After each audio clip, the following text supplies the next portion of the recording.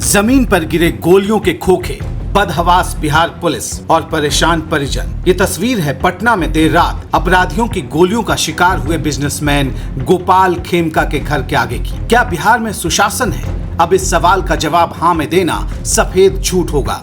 वजह है शुक्रवार देर रात राजधानी पटना में हुई राज्य के प्रमुख कारोबारी गोपाल खेमका की हत्या।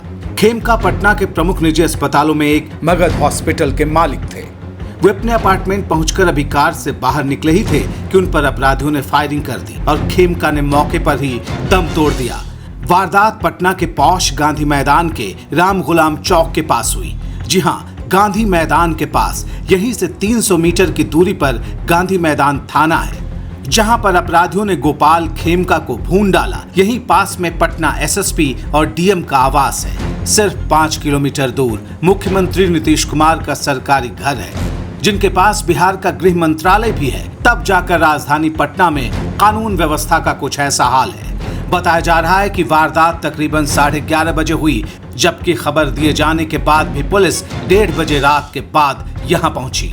परिजन ही गोपाल खेमका को मेडिवर्सल अस्पताल ले गए। इसके बाद डीएसपी मौके पर पहुंचे, जबकि एसपी पटना सेंट्रल दीक्षा रात 2 बजे के बाद पहुंची।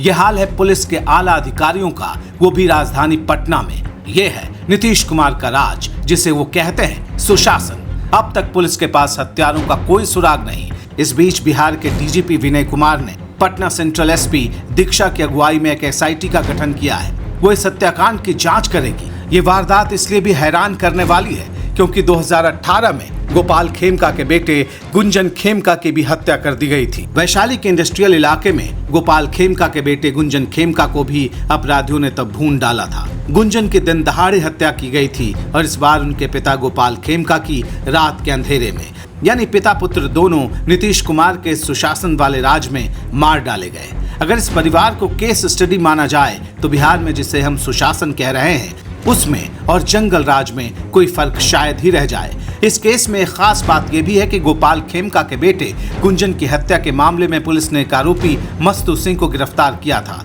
इसी नीतीश राज में उस आरोपी की भी हत्या कर दी गई थी। नीतीश कुमार लालू राबड़ी के शासन के दौरान हर दिन इसे जंगल राज बताया करते थे, क्योंकि उस दौर में भी इसी तरह टारगेटेड किलिंग आम बात थी, जब कारोबारियों को लगातार निशाना बनाया जा रहा था। तो क्या बिहार एक बार फिर उसी दौर की तरफ बढ़ चला है? ये सवाल इसलिए क्योंकि पिछले दिनों राजधानी पटना में दिन दहाड़े अपराधियों ने फायरिंग की थी और ऐसा करने वालों की कुंडली अब तक पुलिस के हाथ नहीं लगी और अब बड़े बिजनेसमैन को राजधानी पटना में भून डाला गया। बिजनेसमैन गोपाल खेमका की हत्या तब हुई है जब राज्य चुनाव की दहलीज पर खड़ा हुआ है। यह हत्या तब हुई है जब मुख्यमंत्री नीतीश कुमार की सेहत पूरी तरह दुरुस्त नहीं होने की चर्चाएं सियासी गलियारे में 7वें आसमान पर है।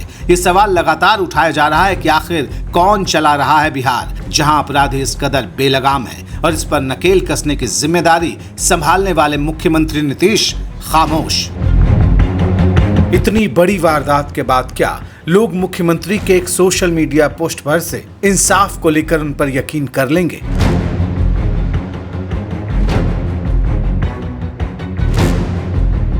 चैनल पर नए हैं तो सब्सक्राइब करना ना भूलें। नई स्टोरी की सूचना के लिए बेल आइकन जरूर दबाएं।